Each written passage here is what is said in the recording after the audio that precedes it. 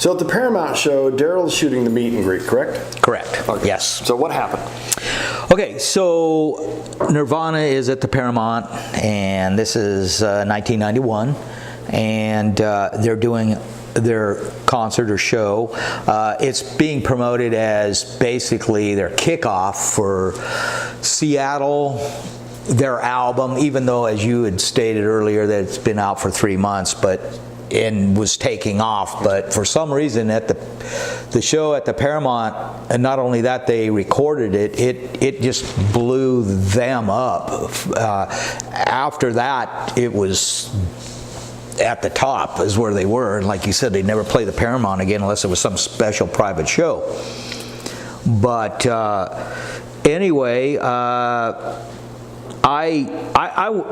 didn't shoot the show because I wasn't being paid to shoot the show, even though I went down there and watched a little bit of it. But pretty much I was upstairs hanging out in the dressing room after the show with them, doing a meet and greet with some radio people and a few other people. And actually the meet and greet wasn't that big. I was kind of shocked. So it's kind of interesting though, because which is not unusual, because when you have a brand new band, there really isn't a whole lot of interest in radio and not a lot of interest in a meet and greet. So that's really fairly common, where this band just signed to Geffen DGC. It's 1991. Nobody's really familiar with the name of the band or the music that they play. We knew them because they were local. They released Bleach a couple of years prior, and we knew the individuals. But when you're trying to get radio play and you're trying to get promotion, you're trying to really push this band, the record company does a lot of work to try and make that happen. Correct. So being this was one of the first shows to really, get that juggernaut called Nirvana going, was probably pretty tame as far as meet and greets go. Right. And it was a small one, but with that being said, this was kind of like the launch of the group, really, because it's Seattle, they're a Seattle band, and the whole grunge scene was, like you said, was blowing up. But anyway, I only shot the meet and greet after the show upstairs, and with that being said, there were not that many people.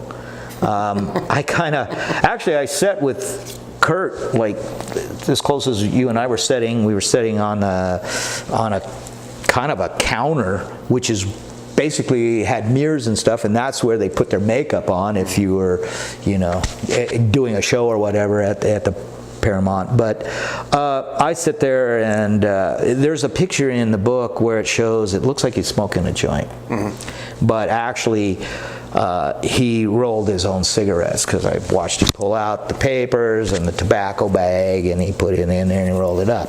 That particular shot, I don't know, he was posing for another person, so I kind of took a shot of it, kind of slightly off to the angle there side. Well, this gives you a lot of personality at Kurt Cobain and Chris Novoselic early on, because this is October 31st, it's 1991, it's Halloween, and they have Santa hats on. Yes.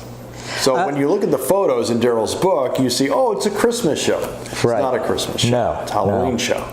And it was kind of weird. There was a friend of theirs, a gal that was a friend, that she's the one that kind of, hey, can you put on the Santa hats?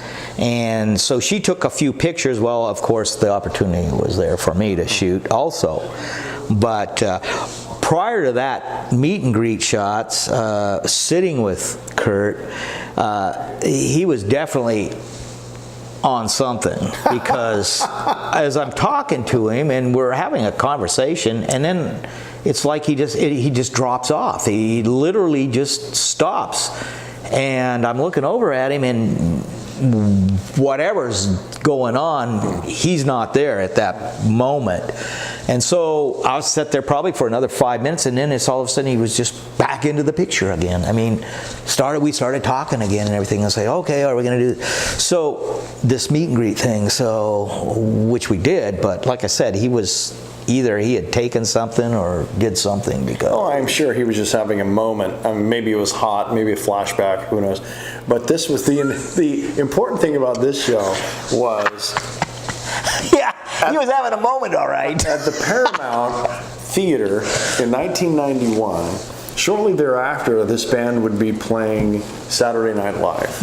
And then after that, the album would just go absolutely worldwide. They would sell 250 million albums worldwide, and the band would just be huge. And they could never play a place like the Paramount ever again. They were just too big, and that was what Darrell had captured this night, October 31st, 1991. This really, what I see, is the beginning of the grunge era, because bands that had already been somewhat locally established, like Soundgarden, Mudhoney, you had Alice in Chains released their album a year prior. After this show, they would also blow up, and they would become huge. Yeah, Pearl Jam, same thing. Watch them just...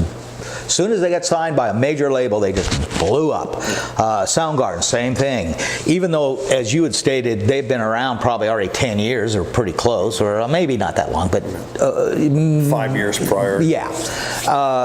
And again, they got signed by a major label, and boom, they blew up also. So there was this sound that Seattle had... Well, it was a new thing because everybody wanted to call it something new. Right. They called it grunge, and when they called it grunge, there was a gravitational pull that sucked everything into grunge. So with Nirvana and their success, all of a sudden Soundgarden became grunge. Yep. Alice in Chains became grunge. You had Pearl Jam, and then they went, well, you got Mudhoney, and then, well, Pearl Jam is grunge. And I don't think anybody really described themselves as grunge other than Nirvana. Everybody else was a hard rock band, but that became the beginning of what was called the Seattle sound and grunge. Well, and you had these four bands that just emerged out of nowhere, just boom. And I do remember they're called A&R reps, record reps, and in 89 and 90 they were running all over Seattle looking for this sound. For some reason there was a sound that they were looking for. But meanwhile, the 80s were still happening to a point, but it was slowly leaving. As a record, or as a radio guy working with record companies at the time, everybody left the bands that had the previous sound. They were leaving bands like Trickster, Firehouse, Poison, a lot of the bands that sounded very similar, very glossy, power chord driven rock, to something new. And then record companies started to sign bands that sounded like bands that were selling records. So if you sounded like Nirvana, it was like, well, we're going to sign you. If you sounded like Alice in Chains, so you had all of these bands, what we call the post-grunge era, were a lot of bands that were getting signed that was like their turn. Smashing Pumpkins had been around a while, but shortly thereafter it was like Smashing Pumpkins' turn to get famous. It was like Soundgarden's turn to get famous. It was all really, it was promoted by the help of Nirvana in this huge change in the musical landscape in 1991. That's why these images at this show at the Paramount are really important, because that was the beginning of what would be a complete change in music at the time.